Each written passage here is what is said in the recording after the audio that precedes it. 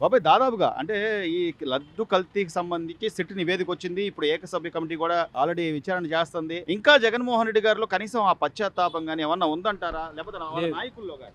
లేదు పతనమయ్యే వాడికి పశ్చాత్తాపం అనేది ఉండదు. ఉండదు. ఉండదు. తను పతనావస్థకి వెళ్ళిపోతున్నాడు. అవినీతి కుంభకోణంలో కూరుకుపోయి అన్ని వేల కోట్ల కుంభకోణాలు చేసి ఉన్నాడు. కొన్ని అతి శక్తులు అడ్డపడుతున్నాయి. లేకపోతే ఈ పాటికి జైలు పాలయ్యేవాడు.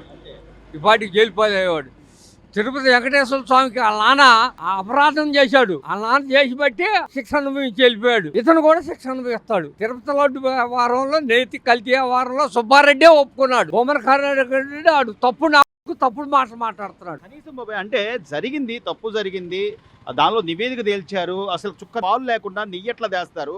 సరే అది వదిలేస్తే చివరికి స్వామివారి కైంకర్యాలు కానీ లేకపోతే శాలువాలు కానీ ఇట్లా అంటే ఒక ఆదాయ వనరుగా చూసారు అనుకోవచ్చా హిందూ దేవాలయాల్ని జగన్ ఒక ఆదాయ వనరుగా చూశాడు.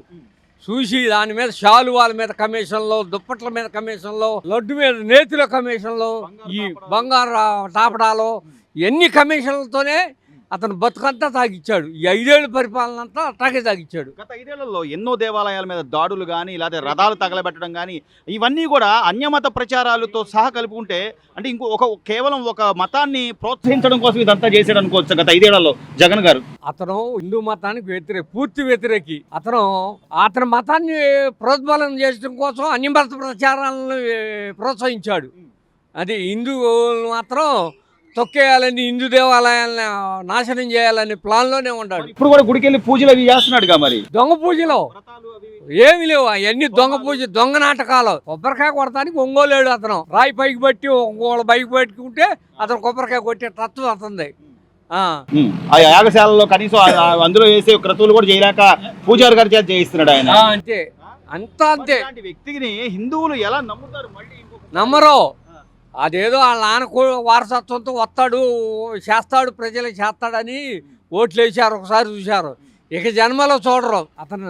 మళ్ళీ అవకాశమే లేదు. చివరిగా ఇన్ని ఆర్థిక ఇబ్బందుల్లో కూడా పెన్షన్లు టైంకి ఇస్తున్నారు. ఎక్కడ రూపాయి తగ్గించకుండా చంద్రబాబు నాయుడు గారు కానీ లేకపోతే లోకేష్ గారు అయితే ఆయన పనితీరుని హైకోర్టు కూడా మెచ్చుకుంది. బాగా చేస్తున్నాడు కుర్రోడు, విద్యాశాఖ మంత్రిగా అని చెప్పి.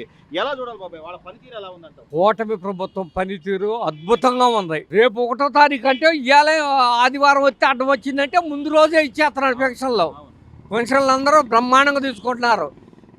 ఆర్టీసీ బస్సులో ఉచిత ప్రయాణం, లేడీస్ బ్రహ్మాండంగా ప్రయాణం చేస్తున్నారు. కూటమి ప్రభుత్వం మాత్రం అద్భుతంగా ఉంది. అసలు ఆలోచించాల్సిన పని లేదు.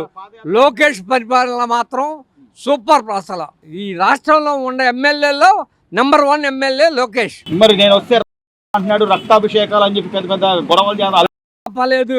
జనం అంటారు, జనం కొడతారు వాళ్ళని అంతే. ఓట్లతో కొట్టేయడమే. జగన్మోహన్ రెడ్డిని ప్రోత్సహించట్లా. ఇలాంటి పరిస్థితుల్లో అసలు అతని పేరు తలచడానికి కూడా మనం అసలు ఆలోచించక్కర్లా. ఇంకా అనుకుంటున్నారంటే ముందు ఆ ఎదవల్ని, వాళ్ళ అమ్మా నాన్నల్ని, వాళ్ళ కుటుంబాలని జాగ్రత్త చూసుకోమని చెప్పండి. ముందు ఆ జాగ్రత్త అయితే వాళ్ళ మీద ఏందనే చేయొచ్చు. ఇప్పుడు మన త్రేతాయుగం నుంచి కూడా మంచికి ఎదురు చెడు గ్యారెంటీగా ఉంటుంది. మంచి 100%, ఆ రోజుల్లో 90% ఉంటే 2% చెడు ఉండేది. ఇప్పుడేమో 60% చెడు ఉంటే 40% మంచి ఉంది. ఇప్పుడు కూటమి ప్రభుత్వం రావడంతో అది మళ్ళీ లెవెల్స్ పెరిగినాయి. అందుకు ఉన్న పర్సంటేజ్ 30% ఎంతో ఉంటుంది. ఆ పర్సంటేజ్ పోదు అతనికి. కనీసం భగవంతుడి ప్రసాదాన్ని కూడా ఈరోజు కల్తీ చేసి దానిలో ఒక ఆదాయ వనరుగా చూశారు అంటే తప్పు చేసిన వాళ్ళకి కనీసం పశ్చాత్తాపం లాంటిది ఏమన్నా కనపడుతుంది? బొమ్మన కరుణాకర్ రెడ్డి గారు కానీ, సుబ్బారెడ్డి గారు కానీ చెప్పేయండి. బొమ్మన కరుణాకర్ రెడ్డి ఎవరు, వైవి సుబ్బారెడ్డి ఎవరు? వీళ్ళకి సనాతన ధర్మం గురించి తెలియదు. ఒక్క పకీర్లు రోడ్డు మీద అడుక్కు తినాల్సిన వాళ్ళకి వాళ్ళ జాతకాలు బాగుండు. రాజిరెడ్డి దగ్గర నుంచి రాజశేఖర రెడ్డి దాకా రాజశేఖర రెడ్డి పెద్ద పుడింగ్ అని చెప్పుకుంటారేమో కానీ ఆ వెరైటీ మైన్స్ని ఎంత చక్కగా దోచాడో, ఎంతవరకు తిన్నారో వీళ్ళ జాతకాలు అన్నీ అందరికీ ఇది కొట్టిన పిండే కనుక ఇవాళ ఏదో వాళ్ళు శుద్ధులని వాళ్ళకి అసలు వాళ్ళకి సనాతన ధర్మం కానీ మానవత్వం కానీ తెలియని మనుషులు. వాళ్ళ గురించి మనం ఒక క్షణం కూడా ఆలోచించాల్సింది పని, మన టైం వేస్ట్ చేసుకోవాలని పని లేదు. జగన్మోహన్ రెడ్డి గారు ఒక రాష్ట్ర ముఖ్యమంత్రిగా పనిచేశారు, మాజీ ముఖ్యమంత్రివి. ఇప్పటికీ మళ్ళీ దేవాలయాలకు వెళ్తున్నావు, సతీ సమేతంగా పాల్గొనాల్సిన వాటిలో ఒక్కడవే వెళ్తున్నావు, పోనీ తీర్థం తీసుకుంటున్నావు అని అది కింద బారేస్తున్నావు. అంత ఇష్టం లేనప్పుడు అవమానించడం ఎంతవరకు న్యాయం అంటున్నారు. అసలు అతను ఎవరండి మన దేవాలయాలు రావడానికి? మనకి సనాతన ధర్మం తెలుసు కనుక. హిందూ ధర్మం అనేది ఆది ధర్మం, అన్ని ధర్మాలు దాని నుంచి వచ్చినాయి. హిందూ ధర్మానికి ఎదుటి మనిషిని గౌరవించడం, సంస్కృతి సంస్కారం సభ్యత అన్నీ అనేసి హిందూ మతం నుంచే పుట్టుకొచ్చింది కనుక మనకు ఆ సంస్కారం తెలుసు కనుక మనం ఆహ్వానించాం. అది కాపాడుకోలేకపోతే అది వాడి కర్మ. టు బి ఫ్రాంక్ మాట్లాడుకుంటే ఫారినర్స్ ఉన్నారు, వాళ్ళు చక్కగా వచ్చి మన ధర్మాన్ని పాటిస్తారు. కట్టు బొట్టుతో సహా డిక్లరేషన్ కూడా ఇచ్చి వెళ్తారు వెళ్ళేటప్పుడు. మరి వీళ్ళకే వచ్చింది ఆ కర్మ. అంటే కేవలం ఒక రాజకీయంగా చూడాల్సిన అవసరం ఉందంటారా? దేవదేవుడిని కూడా రాజకీయంగా? అసలు రాజకీయాలను అసలు దేవుడికి సంబంధం ఏంటండి? అసలు ఒక వ్యక్తి యొక్క ఇప్పుడు ప్రతి వ్యక్తి యొక్క గౌరవాన్ని మనం కాపాడుకోవాలి, మన గౌరవాన్ని వాళ్ళు మనకు విలువ ఇవ్వాలి. అది ధర్మం అనేది. తర్వాత నువ్వు ఏ మతాన్ని ఇష్టపడతావో అది వేరే విషయం. ఒకటి హిందూ మతాన్ని ఎవరైనా తాకాలి, టచ్ చేయాలి అనుకుంటే ఒకసారి తలెత్తుకొని ఆకాశం మీద ఊసిన వాడు బతికే. చివరిగా ఈ రోజున అసెంబ్లీ సమావేశాలు జరుగుతున్నాయి. గత కొద్ది రోజులుగా జరుగుతున్న అసెంబ్లీ సమావేశాల్లో మీకు సమయం ఇస్తాం రమ్మంటున్నారు, ఆయన వచ్చి ఏదో సంతకం పెట్టి వెళ్ళిపోవడం తప్ప, నిన్న కూడా మండలి సమావేశాలలో ఒక సోము వీర్రాజు లాంటి సీనియర్ నాయకుడి మీద దాడికి ప్రయత్నించడం ఎంతవరకు సమంజసం అంటారు? సోము వీర్రాజు లాంటి నాయకుడికి అంటే యాక్చువల్గా పార్టీ పరంగా అయితే మనం మాట్లాడకూడదు, కానీ సోము వీర్రాజు ఒకరోజు వీళ్ళని ఎంకరేజ్ చేసి తల మీద తెచ్చుకునేవాడు. టు బి ఫ్రాంక్ మాట్లాడుకోవాలంటే ఇక అసెంబ్లీలో మాట్లాడతాడు ఆయన బొత్స సత్యనారాయణ. ముందు నీ విలువ కాపాడుకో. నువ్వు ఒక నాయకుడివి, నువ్వు ఎలా ఎదిగావు అనే సంగతి చాలామంది తెలియపోవచ్చు, కానీ మా బోటాళ్ళందరికీ బాగా తెలుసు. ఎదిగినవాడు ఆ విలువలో ఉంటూ నేర్చుకో. నీకు ఒక సభ్యత ఉండాలి. అంటే ఇప్పుడు మన వ్యక్తిత్వాన్ని చంపుకొని ఎదురునాడు గుడికం చేయాల్సినంత పని లేదు బొత్స సత్యనారాయణ గారు. మీరు బాగా గుర్తుపెట్టుకోండి, అది ఎదవల మాత్రం కాకండి. తిరుపతి లడ్డు కల్తీ అనేది వారి ఘోరం, మహాపాపం. అది చేయటం అనేది దాదాపు 90% హిందువులు ఉండే దేశంలో ఇట్లా కలిపి హిందువులందరినీ మనోభావాన్ని దెబ్బతీయటం అనేది అతి ఘోరాతి ఘోరం. వాళ్ళు చేసిన మహాపాపం. వాళ్ళు దానికి పైగా వాళ్ళు సమర్థించుకుంటూ వాళ్ళ సాక్షి పేపర్లు ఎన్ని చేయటం ఇంకా ఘోరం. అయినా ఇప్పటికి కూడా పశ్చాత్తాపం లేకుండా ఇంకా కూడా చేస్తున్నారు వాళ్ళు. అది నిజంగా ప్రజలు కానీ వీళ్ళు కానీ క్షమించడం నేరం. గత 5 ఏళ్లలో దేవాలయాల మీద దాడులని, లేకపోతే రథాలు తగలబెట్టడం అని ఎన్నో జరిగినాయి సార్. ఒకసారి అయితే కొడాల నాని గారు ఆంజనేయ స్వామికి చెప్పాడా, ఆయన తోకపోతే ఏముంది ఇంకోటి పెడతాము, లేకపోతే చెయ్యిరిగితే ఏమైంది రాముడు నీకు చెప్పాడా, ఇట్లా ఈ ధోరణిలో మాట్లాడిన అదే నాయకులు కనీసం ఇప్పుడు ఇంత జరుగుతుంటే హిందువుల మనోభావాలకు సంబంధించిన అంశం అనేది ఏమన్నా ఉందా, లేకపోతే కేవలం ఒక మతాన్ని ప్రేరేపించడమే అంటారు? వాళ్ళ మతాన్ని ప్రేరేపించడమే. వాళ్ళు ఆ నాయకులకి మెప్పు కోసం వీళ్ళు ఈ విధంగా మాట్లాడుతున్నారు. ఆ నాయకుల మెప్పు కోసం, రేపు పదవుల కోసం తప్ప వాళ్ళ పశ్చాత్తాపం ఏమి లేదు. ఎవరు వాళ్ళు ఇంకా ఆ భ్రమలో ఉన్నారు. మా ఓట్లు మాకు ఉండవు అని చెప్పి ఆ భ్రమలో ఉన్నారు. మా ఓటు మాకు బ్యాంక్ ఉందా, మేము గెలిస్తే ఈసారి ఇంకా చేయాలి, పాపాలు చేస్తారు. అది ఇంకా అంతే తప్ప వాళ్ళలో పశ్చాత్తాపం కానీ లేకపోతే ఏంటి పశ్చాత్తాపం లేదు అనేది వాళ్ళకి అనవసరం. వాళ్ళు చేయాల్సింది చేస్తూనే ఉన్నారు. అది జనాలు ఏమనుకుంటున్నారు ఏంటనేది వాళ్ళకి అనవసరం. సరే జరిగింది, గతంలో జరిగింది, దాని మీద సెట్ నివేదిక, ఇప్పుడు ఏకసభ్య కమిషన్ జరుగుతుంది. ఒకవైపు వీళ్ళు ఇన్ని ఆర్థిక ఇబ్బందుల్లో కూడా సంక్షేమ పథకాలు కొనసాగిస్తూ జనాలకు అందుబాటులో ఉండాలి అనుకుంటుంటే, మేము వస్తే ఒక్కొక్కటి సంగతి తెలుస్తాం, రక్తాభిషేకాలే లేకపోతే అది తప్పండి. అది ఇప్పుడు నువ్వు ఏదైనా ఉంటే ప్రజలకి వాళ్ళు చేసే తప్పు అని చెప్పు.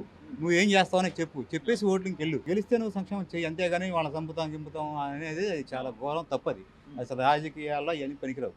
రాష్ట్ర మాజీ ముఖ్యమంత్రిగా కనీసం డెవలప్మెంట్లో భాగస్వామ్యం అవ్వకుండా, నేను వస్తాను, నేను చూస్తాను, మీ సంగతి తెలుస్తాను, ఈ తరహా వార్నింగ్ల వల్ల మనకి పరిశ్రమలు పెట్టుబడులు రావు. అసలు రావు, ఉండయి కూడా పోయినాయి కదా. వాళ్ళు వచ్చినప్పుడు అన్నీ పోయినాయి కదా. ఇప్పుడు అన్ని తీసుకురావడం కోసం ఎంత కష్టపడాల్సి వచ్చింది. అంత కష్టపడి మళ్ళీ అందరినీ తీసుకొస్తున్నారు. మళ్ళీ ఇన్ని ఈ విధంగా వేపడుతుంటే కొంచెం అటు ఇటుగా ఉన్న వాళ్ళు రారు కదా. మరి మన యువతకి ఉద్యోగాలు రావాలంటే వాళ్ళందరూ వస్తేనే కదా ఉద్యోగాలు రావాలి. కాబట్టి అట్లాంటివి అనేది చాలా తప్పు. బెదిరించడం అనేది చాలా తప్పు. చివరిగా యువ నాయకుడిగా లోకేష్ గారు, ఆయన పనితీరు సాక్షాత్తు హైకోర్టు కూడా మెచ్చుకుంది. విద్యాశాఖ మంత్రిగా ఆయన స్పందిస్తున్న తీరు కానీ, లేకపోతే విద్యా వ్యవస్థలో తెస్తున్న మార్పులు కానీ బాగుంది, ఆయన పనితీరు బాగుందని చెప్పి హైకోర్టు కూడా ఆయన్ని పొగిడారు. సో లోకేష్ గారి పనితీరు చాలా అద్భుతంగా ఉందండి. చాలా చిన్నదానికి కూడా వెంటనే ఫోన్ పెడితే రియాక్ట్ అవ్వటం, సాల్వ్ చేయడం చాలా అద్భుతంగా ఉంది. భవిష్యత్తు నాయకుడు ఆయనే. భవిష్యత్తు నాయకుడు, కాబోయే ఫ్యూచర్ నాయకుడు ఆయనే, సీఎం ఆయనే. బ్రహ్మాండంగా ఉండే స్వామి. బ్రహ్మాండంగా కూడా అసలు నగులు పడాల్సిన పనేం లేదు. నేను అంతకుముందు వైఎస్ఆర్ ఈ చంద్రబాబు గారిని ఎప్పుడైతే అరెస్ట్ చేశాడో ఆ రోజు నుంచి మారిపోయి దీంట్లోకి వచ్చా. పింఛన్ 4,000 ఇస్తున్నారు, ఇంటికి వచ్చి ఇస్తున్నారు, బ్రహ్మాండం. మరి అసలు ఏమీ లేదంటున్నాడు ఇప్పుడు కూడా జగన్మోహన్ రెడ్డి గారు. వచ్చారంగా ఇంటికి వచ్చి ఇస్తున్నారండి.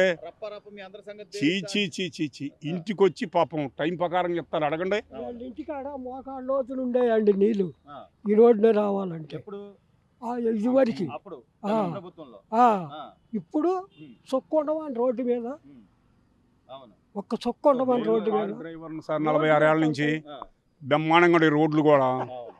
ఆ, కానీ ఒక సార్ డెవలప్మెంట్ అంటే రోడ్లు బాగుండాలి, కనీస మౌలిక సదుపాయాలు బాగుండాలి, సైడ్ కాలువలు, ఇది కదా సార్. కానీ కనీసం గతంలో గ్రామీణ స్థాయిలో నిధులు వస్తే ఆ నిధులు కూడా నేను బట్టలు చెవలూరు కొనుక్కొని ఊరు డబ్బులు బయట తటూరు బయట పెద్ద గొయ్యి ఉండేది. ఉమ్. ఏమని అడిగితే ఇలా ఉమ్. శివకుమార్ గారు ఉమ్.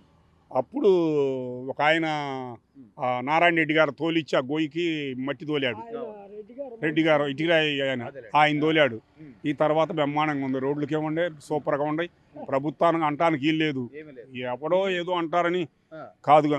ఈ వయసులో కూడా చంద్రబాబు నాయుడు గారు కష్టపడి ఇంకా పరిశ్రమలు తేవాలి, ఉద్యోగాలు తేవాలి, ఆయన ప్రయత్నం చేస్తుంటే వెనక నుంచి అవసరం సార్, మాకు మట్టి బ్రహ్మాండంగా ఉంది. బాగుంది. మాకు శనివారం నాడే ఉమ్. వచ్చేసి 7ంటికి వచ్చి ఏమండే రండి సార్ పింఛన్ ఇస్తున్నాం అన్నాడు. అవును. గవర్నమెంట్ ఉద్యోగస్తుడు ఎంత గౌరవంగా మాట్లాడతాడని. అవును, వాస్తవం. ఒకసారి 2 సార్లు నా దగ్గర తిరిగాడని ఆ. నేను కారు వేసుకెళ్తుంటే వచ్చాడు నా దగ్గరికి. ఉమ్. వచ్చి 2 సార్ అన్నాడు. ఉమ్. పెట్రోల్ ఇస్తుంటే ఒక 50 రూపాయలు పెట్రోల్కి తీసుకోలేదుగా. ఉమ్. తీసుకోవాలా, పొరపాటున కూడా. ఏం మాట్లాడే పనే లేదు. ఉమ్. సో వాళ్ళ పని వాళ్ళు చేస్తున్నారు. ఆ, ఆ? బ్రహ్మాండంగా చేస్తున్నా, బ్రహ్మాండంగా ఉంది ఇంకా మార్పు అయితే ఉందంటారు. బాగా. ఈ ప్రభుత్వం వచ్చిన తర్వాత మార్పు ఉంది. ఆ, రైట్. నేను చిన్నప్పటి నుంచి 30 రూపాయలు అప్పటి నుంచి లారీలే అవును. 9,000లోకి వచ్చి వయసు అయిపోయిందని ఆపారు. అవును. హెచ్వేరి స్కూల్లో చేశాను అదేలే. ఆ. మొన్నటిదాకా. ఆ. ఈయన డ్రైవరే, ఆ.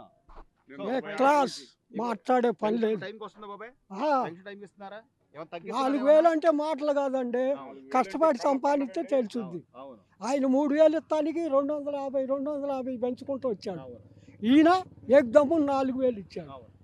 సంతోషం. కానీ సార్ అంటే ఇంత చేస్తున్నా, ఇన్ని ఆర్థిక ఇబ్బందుల్లో ఇంత కష్టపడుతున్నా, ఏదో ఒకటి వెనక్కి లాగుదామనో లేకపోతే ఏదో ఒక మాట అందామనో అప్పటి రాంబాబు లాంటి వ్యక్తి ఆయన్ని అట్లా- మీ ఇంటి పేరు ఏంటండి? అమ్మటోళ్ళం. అంబటే. ఆ, మరి అమ్మటే మరి వెంకటరత్నం. ఇప్పటికి కూడా కనీసం ఆయన ఇంకా నేను తగ్గేదే లేదు, తగ్గేది ఆ, నేను జగన్మోహన్ అమ్మటే ఉంటాను.